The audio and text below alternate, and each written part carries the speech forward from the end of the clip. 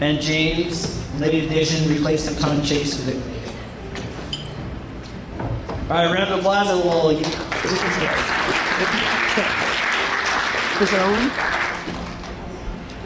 Hello everybody, I'm James Guardo with Wynn Mobile Homes and Mobile Mailbox Money. We actually have the booth out here. We showed up a little late because our flight was canceled and had to spend the night in the airport in Las Vegas. It was completely crazy, but we're excited to be here. We capitalize on the market on low-cost housing is the basic thing. They're primarily mobile homes on leased land, and there's a lot of questions that always come up on that, on the stability of that. And we'll be talking a little bit about it today on this panel, so we're pretty excited to be on the panel today. How do you offset the risk of not having the land be included in your name? So, you know, this comes up as a question on multiple occasions. We actually, we have a company called Wynn Mobile Homes, and Wynn Mobile Homes since 2016 has been buying, rehabbing, and then reselling. And back up until about 2020, we were reselling just for cash only. And we were looking for alternative investment strategy to help create additional sales and deal flow, and that came into starting to do owner carry programs. One thing that I want to mention to you in regards to doing an owner carry program on leased land, mobile home park, number one, we're capitalizing on low-cost housing in the market. So how many people are dealing with an issue with low-cost housing in your state? Everybody should raise your hand.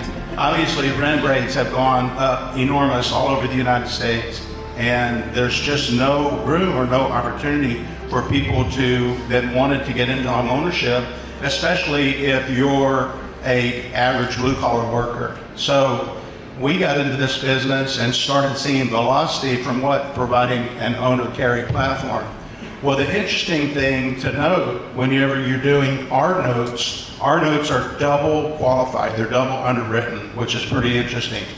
Number one, the mobile home parks, a lot of them are institutionally owned, and they have their own specific criteria. They've recently really raised the bar over the last 3 or 4 years. Now, in order for someone to buy a mobile home, at least in Arizona, to buy a mobile home in a park, whether it's a 55 and older park or an all-age park, they have to get double qualified. By the way, us saying double qualified, number one, the park requires them to go through their rigorous underwriting to qualify them to actually own a unit inside the park. So what does that mean? They require 600 plus credit score, no past evictions ever, no felonies, you can't be in bankruptcy, and you have to have verifiable income, sometimes up to 2 years.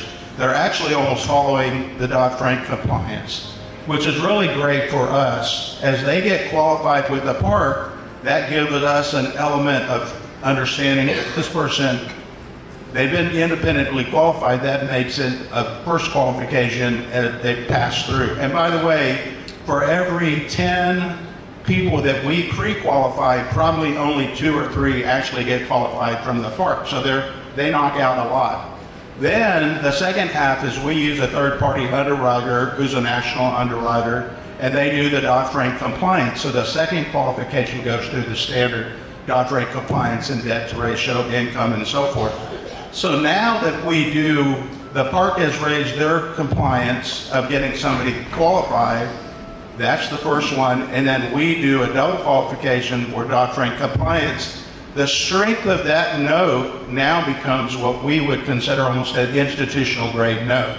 So as we look at the alternative for somebody to invest in our notes, our average notes range anywhere from 5 years, 10 years, up to 20 years. We really like that sweet spot of 10 years. And at the same time, the notes actually are, because they're double qualified, they're almost, the strength of them, the chance of somebody defaulting gets very low. So the cool part about that is over the last couple of years, our default rate, so if you're a note, how many people are note investors here? The biggest thing that we all want is a note investors for a note to what? Perform, right? So the asset is a very important piece, but the underwriting of the asset of the buyer, if you're providing the note, becomes super critical. We've actually really embraced that as a company because we know that's always the question. oh, it's a mobile home in a park, I'm not really interested in that. But really, the rise of interest comes in as to the valid note and how the note is taken and underwritten and qualified, that the buyer is a very strong buyer and their chance of defaulting becomes very nominal because they've had to be double qualified. Thank you.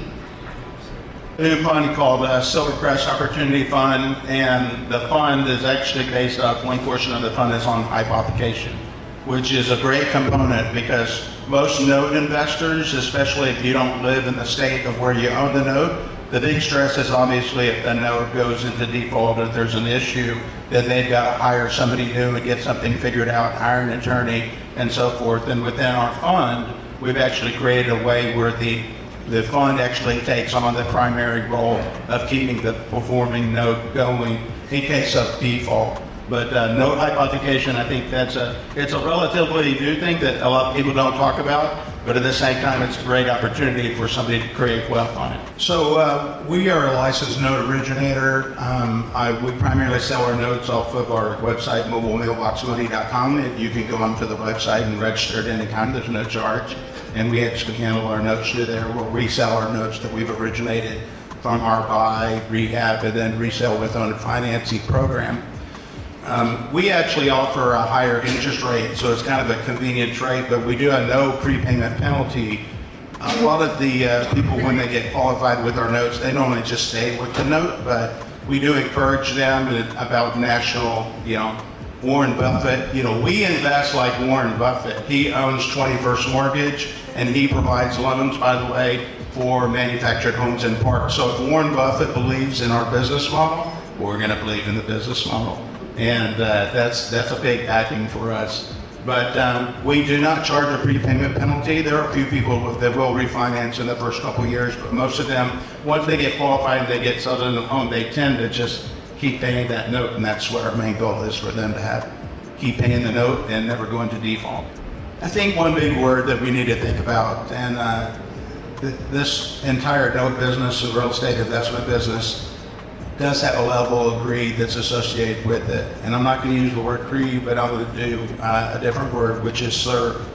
We're all called here to serve and help other people. And at the end of the day, it's not about how much money that we can make. It's about our give. What are we doing to give back and helping other people? And I was challenged many years ago when I was doing ground-up construction of what am I doing in my life to help other people? And it really had a big impact on me of, what am I doing for work as an income? Is it helping people in a manner that they're appreciated and thankful for what I'm doing? So serving is a really important thing. We help renters become homeowners. They are paying a rate for it, but we step in when a normal borrower would not step in. And there's some great things to be said for that because it gives you that sense of goodness in yourself that you really help somebody when no one else would be willing to help them. And I'm an old man, I'm 58. My 30-year-old son is my partner and he's sitting in the back there. But my number one thing that I can only convey to him and to my daughters is that we're put on this earth to serve and to help other people. And the money will come. I promise you the money will come, you just gotta believe it.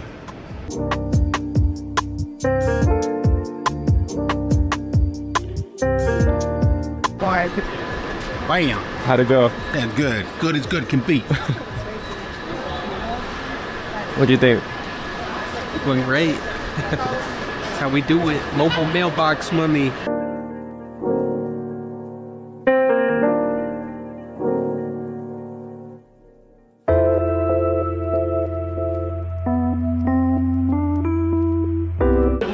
So, and there was some very... Yeah, I watched that video.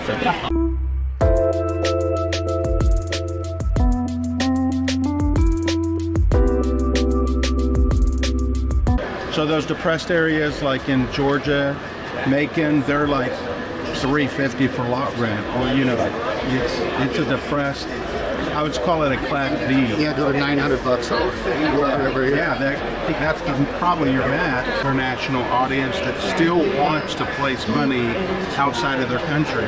So they were there primarily looking at Sydney, Australia as an investment, but there were investment groups for Dubai, there was investment groups for all over the world, Germany. Right. So we happen to be there. We're the only people pushing the real estate model.